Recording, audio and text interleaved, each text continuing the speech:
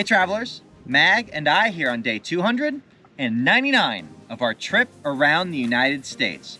We have completely finished the entire eastern 2/3 of Montana and added our names to the county and Dillon challenge finals for the state.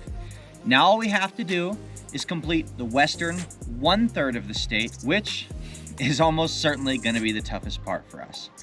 The western part of Montana is at the northern end of the Rocky Mountains. And while we've had a pretty easy time along the east side of the state on the relatively flat terrain we've been dealing with, that comes to an end right now. Coming out of Helena, today we have 350 miles. We're going to be making our way north all the way up to the edge of the state in Shelby, and then we're going to turn and head west until we get to Glacier National Park. Now tomorrow is supposed to be a hiking day in the national park. We're not doing that. That's getting cut. That'll put another day back in our pocket. From there, we're going to head out to the extreme western tip of the state on a 280-mile route for our second day. Even though this is the shortest amount of miles we'll be covering, it will be the longest amount of driving we have to do of these 3 days, because that is nothing but mountainous terrain up there, and it is guaranteed to be challenging for us. Once we finish that, the third day is going to be much easier. We're going to have 420 miles to cover as we make our way south along the western edge of the state on a relatively steady trajectory to make our way back into Idaho. I am holding out hope that though there's almost certainly going to be snow on the mountains ahead of us, there won't be much. And I'm hoping it will be nothing like what we had to deal with in Colorado and Wyoming. Either case, we're going to be taking it on, and hopefully things will go well for us. So let's see what the next 3 days covering the mountains on the western side of Montana have in store for us. Come on, let's go. Our drive out of Helena brings us along the Rocky Mountain front, where the Great Plains transition into the Rocky Mountains. In Montana, this front extends for only about 100 miles south of the state's most northern border, but represents some of the highest changes of elevation within a short distance anywhere in North America. Whether it was the excitement of all the cattle we saw grazing along the way, or the majestic view of the mountains, Ai-chan was very energized this morning and wanted to help me with each hunt. So we would roll up to a ground zero, I would let her out, and together we would take a short walk to find the prize.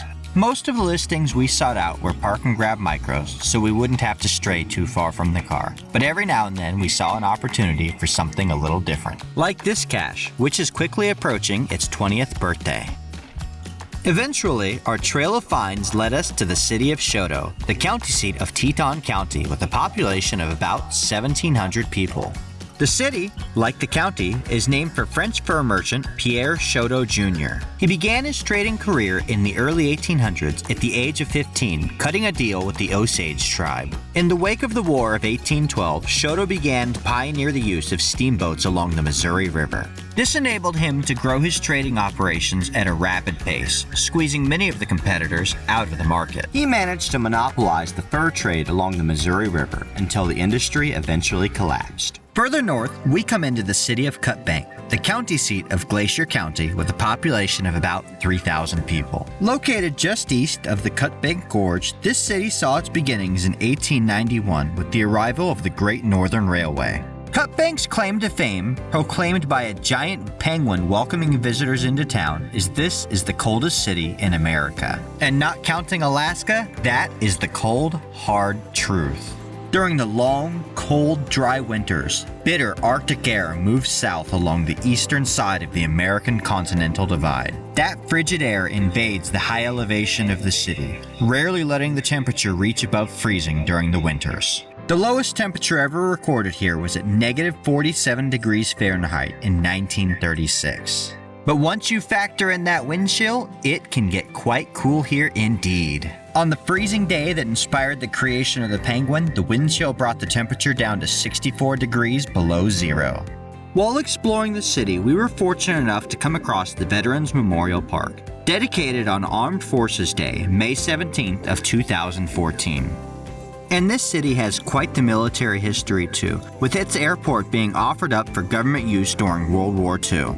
It became a satellite airbase of the Great Falls Army Air Base, with the first troopers arriving in 1942 and training through 1943. Our steady ascent to the edge of the Rockies brings us through the Blackfeet Indian Reservation. Stretching from Cutbank Creek all the way to Glacier National Park along the Canadian border, this reservation contains 3,000 square miles of land. Once we have made our way into the mountains, we find ourselves navigating through the Flathead National Forest. This forest, dedicated to the memory of President Theodore Roosevelt, consists of more than 2.3 million acres of land. In such a vast and wild region, you might just be lucky enough to encounter one of the many game species living here, including bear, elk, moose, bighorn sheep, white-tailed deer, and Rocky Mountain goats. This is also, as expected, where our climb into the mountains would be at its most difficult. To reach our page target out here, we would have to traverse the dirt roads along the Dead Horse Reservoir, climbing ever higher into the Rocky Mountains.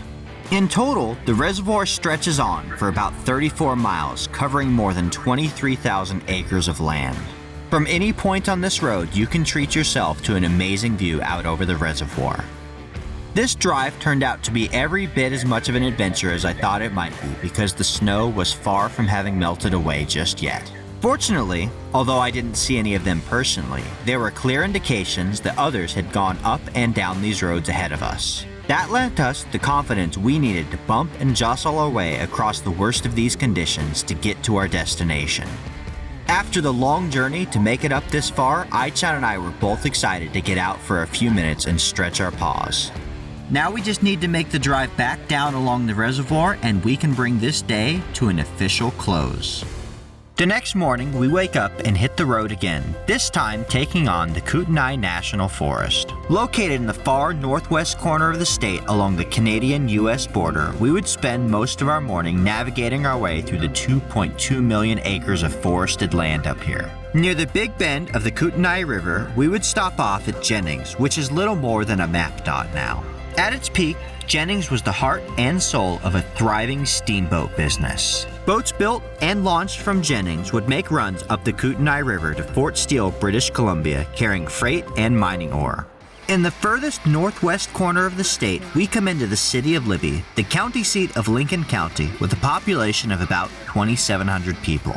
While named after the daughter of miner Stephen Allen, Libby is often referred to as the City of Eagles. The area is home to many bald eagles, which are depicted around town in large metal statues and murals across the sides of many buildings. At each end of the city and over the gateway to the downtown area, you can find 60-foot eagles soaring in flight. It adds a certain majestic feel to be exploring your way around Libby, turn a corner, and see some more eagles soaring in flight above the city. Indigenous peoples have been living in the area for as far back as 8,000 years, hunting and gathering for food in the Kootenai Forest area surrounding what is now the town of Libby. The first American settler, David Thomas, didn't arrive until the early 1800s. It did not take long at all for the area to take off in fur trading, railroad construction, logging, and of course, mining. In the 1800s, miners and loggers alike were flocking to Libby Creek. But by the 1870s, the town was completely deserted. When the tracks were laid for the Great Northern Railway in 1892, the town moved just downstream and was renamed from Libby'sville to Libby. While still celebrating its roots in mining and timber, the industries in the area have transitioned to tourism, taking advantage of the crystal clear waters. You might think that being this far northwest toward the mountainous corner of the state that there aren't many geocaches out here to be found, but if so, you would think wrong. There were way more geocaches to pursue in the area around Libby than we would have time for even if we spent all day, many of them being very creative. Whether you have found 100 geocaches or 100,000 geocaches, it's important to remember that there is always something new to discover out there. Sometimes though, those discoveries will lead you to geocaches that are hidden in the strangest spots that you could possibly imagine. Anybody need an extra roll of TP? I already highly advise against eating pretty much any food you ever find in a geocache. But if you find a geocache in an outhouse, I really don't think you should be snacking on the candy. On the morning of our last day in the state of Montana, we kicked things off in Darby at the South Valley Veterans Memorial. This small-town Veterans Memorial is dedicated to those who have paid the ultimate sacrifice serving, those who have served and returned to civilian life, and those who continue to serve. It reminds us that patriotism is the tranquil and steady dedication of a lifetime. Our course out of the mountains of Montana toward Idaho leads us through the Beaverhead Deer Lodge National Forest along the banks of the Wise River. And then, all at once, it feels like we've made it when we reach the city of Dillon, the county seat of Beaverhead with a population just under 4,000 people. While we were happy to discover our last destination in the state is filled with great geocaches, we were even happier to discover the Southwest Montana Veterans Memorial. Here, the memories and appreciation of the community for the efforts of American soldiers are now permanently etched in stone. While the memorial is certainly a collaborative effort of many of the members of the community, it was first envisioned by resident Ron Lake, who serves as president for the memorial. Over the course of many years, he has been working with members of the community to continue to grow on this tribute to our veterans. While we have certainly enjoyed our time in Montana, I can think of little better way to end our trip through the state than with a great memorial just like this. All right, and it looks like that is going to do it for our trip through the state of Montana. We came into the state through Idaho after finishing up in Wyoming and immediately made our way through all the counties and pages on the eastern half of the state that we still need to complete. It was a nice, leisurely drive through the country, and the weather conditions were in our favor the entire way. The previous 3 days, however, we knew that we were going to be in for a bumpy ride right from the get-go. Much like western Wyoming, the western side of Montana is within the Rocky Mountain ranges. And to get those counties and pages over there, we had to do a lot of mountain driving over the last 3 days. One of those took us along the reservoir, which, as we climbed higher and higher, the roads were still filled with snow, but thankfully we were still able to make it through with a little bit of tight driving. That second day brought us all the way into the furthest northwest corner of the state in Libby, where we didn't have much bad conditions to deal with, thankfully, just the high elevation and making sure we had the finds in the counties and pages we need in that far northwest section. Believe it or not, despite that being in the lonely part of the mountains, there's a ton of geocaches out there to choose from. It's just a matter of making it out as far as you need to go. And then this morning started off to pouring rain and really didn't let up for the entire day.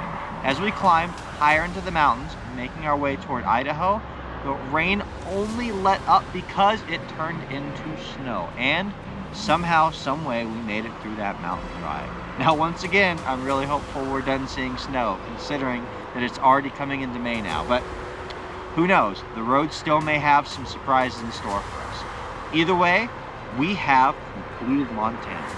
Mission complete. Now it's time to make our way into Idaho, and we have about 5 days in there to explore the state and find out what it has in store for us. Thank you guys for joining us as we made our way around the state of Montana. Like this video, subscribe, stay tuned for updates, and we'll see you out on the trail.